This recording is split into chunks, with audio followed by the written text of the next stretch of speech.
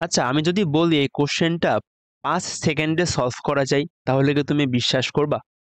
দেখো, বরিশাল বোর্ড ২০২১ এ এই কোশ্চেনটা আসছে। তো এই কোশ্চেনটা দেখা মাত্রই সলভ করে ফেলা যায়। আচ্ছা, আমি একটা কথা বলি, আমার একটু ঠান্ডা লাগছে, সো আমার কথাগুলা অন্যরকম শোনাইতে পারে কিছু ক্ষেত্রে। তো চলো আমরা এই কোশ্চেনটা সলভ করার ট্রাই করি। এই কোশ্চেনটা দেখেই সমাধান করা যায়। নরমালি সবাই কি করবে?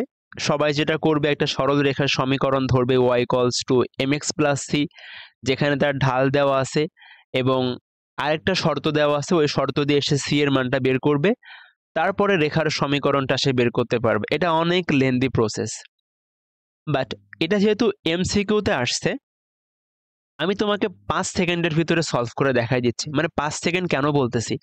জাস্ট তোমার বৃত্ত ভরাট করতে হবে, তো সেক্ষেত্রে তোমার যতটুকু সময় লাগে, তুমি কিন্তু কোশ্চেন পড়ে আসলে অ্যান্সারটা বের করতে পারবা। দেখো কিভাবে বের করতে পারবা সেটা একটু খুবই সুন্দর করে মনোযোগ দাও। এটা কিন্তু তোমার পরীক্ষায় অনেক বেশি হেল্প করবে, তোমার এইচএসসি বা অ্যাডমিশনের যে কোনো পরীক্ষায়। এখানে খেয়াল করো, এখানে বলতেছে মূলবিন্দু থেকে ৪ একক দূরবর্তী এবং -1 ঢাল বিশিষ্ট, -1 ঢাল বিশিষ্ট। এখানে দুইটা শর্ত দেওয়া আছে। একটা শর্ত হচ্ছে আমার যে রেখাটা, ওই রেখাটার মূলবিন্দু থেকে দূরত্ব হলো ৪ একক এবং ওই রেখাটার ঢালের মান হচ্ছে -১। তো আমি কোন রকমের রেখার সমীকরণ ধরবো না, যেহেতু এটা এমসিকিউতে আসছে, আমার অপশন দাগাইতে পারলেই হইতেছে। তো আমি কি করব? আমি হচ্ছে অপশন টেস্ট করব। ঠিক আছে?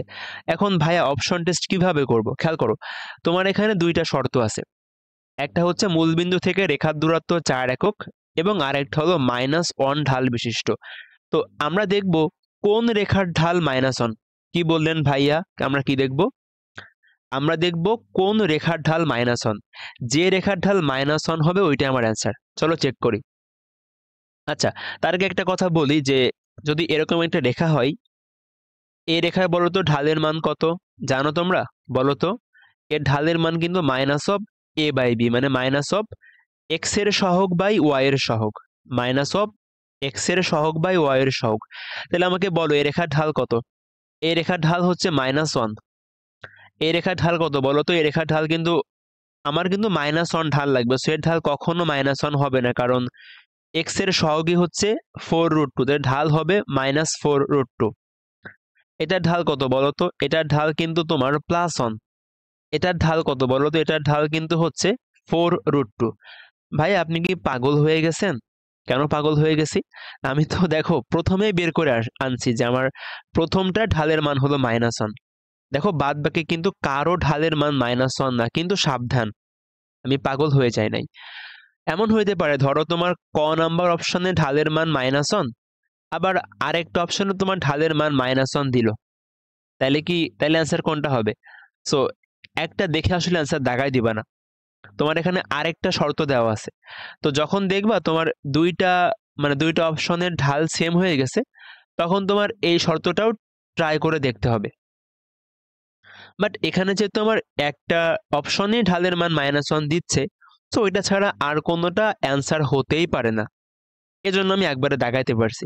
বাট যখন আমার অপশন মিলে যাবে দুইটা, তখন আমাকে আরেকটা শর্তও টেস্ট করে দেখতে হবে। বুঝছো? তো আশা করি এটা সবাই বুঝতে পারছো। ম্যাক্সিমাম তোমাদের যে কোশ্চেনগুলো আসবে, তোমার আসলে একবারে তুমি টেস্ট করে বুঝতে পারবা, বিশেষ করে বোর্ড পরীক্ষায়। ওকে? সো আশা করি এটা সবাই বুঝতে পারছো। তোমার পড়াশোনা রিলেটেড যে কোনো সমস্যা বা তোমার যে কোনো প্রবলেম হইলে তুমি আমার ফেসবুক পেজ অথবা আমার ফেসবুক গ্রুপে নক করতে পারো। আমি তোমাকে সর্বোচ্চ হেল্প করার ট্রাই করব ইনশাল্লাহ। তো আজকের ভিডিওটা এ পর্যন্তই। আসসালামু আলাইকুম ওয়া রাহমাতুল্লাহি ওয়া বারাকাতুহু।